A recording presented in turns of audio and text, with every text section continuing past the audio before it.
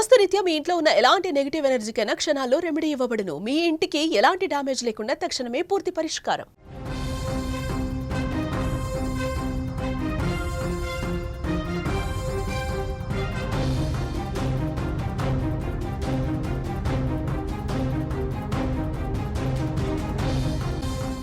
మహబూబ్నగర్ జిల్లాలో హృదయ విదారకర శ్మశానంలో కుమారుడి మృతదేహంతో ఆర్తనాదాలు పెట్టాడు కన్న తండ్రి.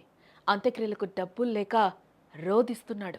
8 గంటల పాటు బిడ్డతో పాటు శ్మశానంలోనే ఉండిపోయాడు ఆ తండ్రి.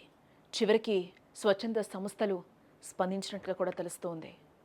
బతుకున్నప్పుడు వాడికి కడుపు నిండా తిండి పెట్టలేకపోయాను, ఇప్పుడు చనిపోయాక కనీసం అంత్యక్రియలు కూడా చేయలేకపోతున్నాను.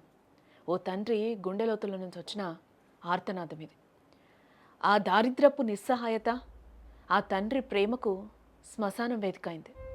మహబూబ్నగర్ జిల్లా కేంద్రంలోని ప్రేమ్నగర్ ప్రాంతంలో జరిగిన ఈ సంఘటన దారిద్ర్యం మనిషి జీవితాన్ని ఎంతగా దెబ్బతీస్తుందో కళ్ళకు కట్టినట్టు చూపించింది.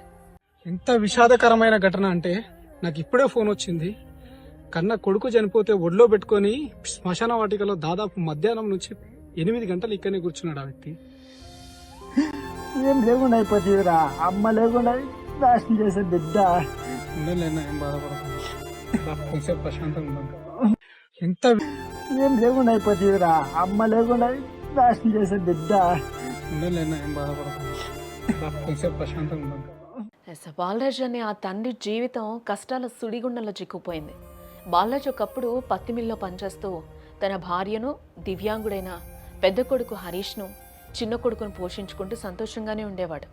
కానీ ఇటీవల పత్తి మిల్లు మూతపడడంతో వారి జీవితం ఒక్కసారిగా తలకిందులైపోయింది. ఉపాధి కోల్పోవడంతో పాటు దారిద్ర్యం వారి కుటుంబాన్ని చుట్టుముట్టింది. ఈ కష్టాలను తట్టుకోలేకపోయిన భార్య చిన్న కొడుకును తీసుకుని పుట్టింటికి వెళ్ళిపోయింది. తన దివ్యాంగుడైన పెద్ద కుమారుడు హరీష్ కోసం బాలరాజు జీవించాలని అనుకున్నాడు. స్థానికంగా ఒక హోటల్లో చిన్న పని చేసుకుని వచ్చిన కొద్దిపాటి ఆదాయంతో కొడుకును కంటికి రెప్పలాగా చూసుకుంటూ ఉన్నాడు. బ్రతుకు బండిని అతి కష్టం మీద లాగుతున్న ఆ తండ్రికి విధి మరో పరీక్ష పెట్టింది. కొంతకాలంగా తీవ్ర అనారోగ్యంతో బాధపడుతున్న హరీష్ ఆ తండ్రిని శాశ్వతంగా ఒంటరిని చేస్తూ కన్నుమూశాడు. కానీ కొడుకు అంత్యక్రియలు చేసేందుకు అతని వద్ద చిల్లి గవ్వ కూడా లేకుండా పోయింది. ఏం చేయాలో తోచక గుండెలు పగిలేలా దుఃఖంతో బాలరాజు తన కొడుకు నిర్జీవ దేహాన్ని తీసుకుని శ్మశానానికి చేరుకున్నాడు. అక్కడ అంత్యక్రియలు చేయలేక శవాన్ని పట్టుకుని రాళ్లపై తల పెట్టుకుని 8 గంటల పాటు ఏడుస్తూ అలా కూర్చుండిపోయాడు.